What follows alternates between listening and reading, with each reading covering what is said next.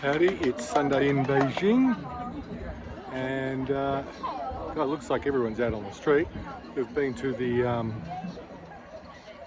Forbidden Palace. That was so cool.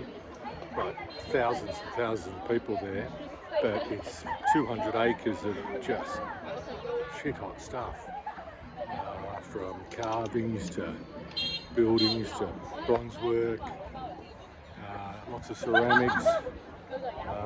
Really good history. Our May's our guide, and she's just telling us all this stuff. Now we're in Hutong, and there you go. It's a bit of a lake, but also a large shopping centre or a shopping strip. It's the old part of the old city.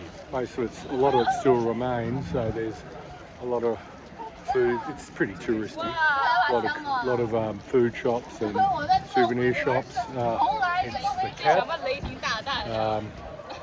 comrades, and there you go, living the dream. And everyone's, pretty normal, like really normal, and friendly as. So,